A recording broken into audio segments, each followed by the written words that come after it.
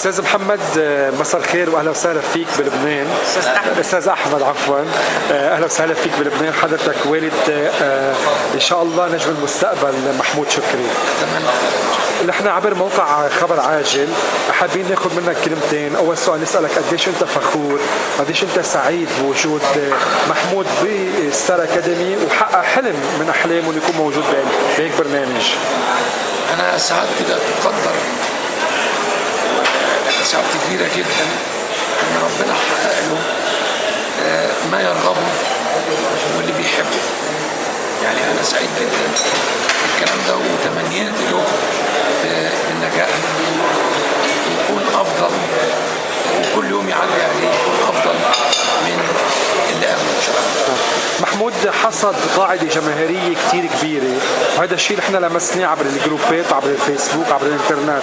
قديش سعيد لما تسمع انه اليوم محمود حصد قاعدة جماهيرية كتير كبيرة بوقت كتير مختصر يعني وقليل يعني، فقديش حيكون بعدين اكبر حيكون في عدد. شو بتحب تقول لهيدا الجمهور اللي دعم محمود وقف حده وبرهن يوم التصويت بدعمه له؟ والله دعوتي للجمهور شكر. انا بشكر الجمهور اللي دعم محمود وابن بلده او ابن الامه العربيه، ان في ناس كتير جدا صوتتهم من بلاد اخرى وكلهم يدعموا، فانا بديهم شكري واعزازي بهذه الثقه، واتمنى ان محمود ابني يكون عن هذه الثقه ويعلى دايما ودايما، يحقق كل اماله وطموحه ويحقق امان اللي الناس يدوله اصواتهم، وبرضه توسع القاعده بتاعته، قاعده محبين. نعم، عبر موقع خبر عاجل حصريا نحن بدنا نشكرك كثير لانك استقبلتنا واستضفتنا وقدرنا نشوفك ونعمل معك لقاء. شو بتحب تقول اخر كلمه للاداره الاكاديميه؟ شو بتحب تقول نصيحه لمحمود بالمختصر؟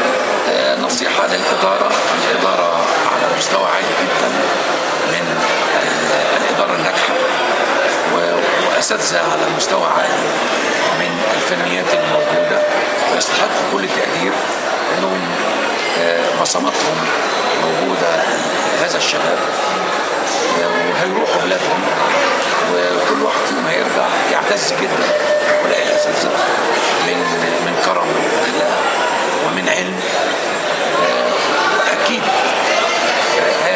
اي اكتساب اكتسبوه من في الأكاديمية فيرجع إلى نمرة واحد إلى هؤلاء الأساتذة وما أعطوا لهم من علم، وفي نفس الوقت ومن إدارة الناجحة وعلى رأسها طبعا مدام رولا سعد.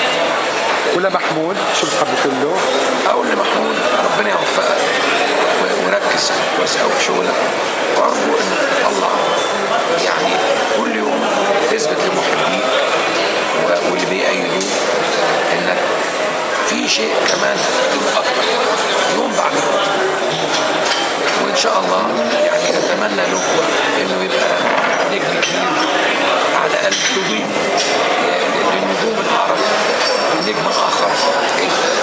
احنا كمان بدورنا بالنهايه عبر موقع خبر عاجل نشكرك ونتمنى التوفيق لمحمود وان شاء الله بنشوفه نجم كثير كبير. انا اللي بشكركم على اهتمامكم وعلى تبنيكم لهؤلاء الشباب منهم ابني محمود، لان ده بيظهر الشباب وبيديهم ثقه في نفسهم اكتر، وفي نفس الوقت انتم بتساهموا في صنع النجوم.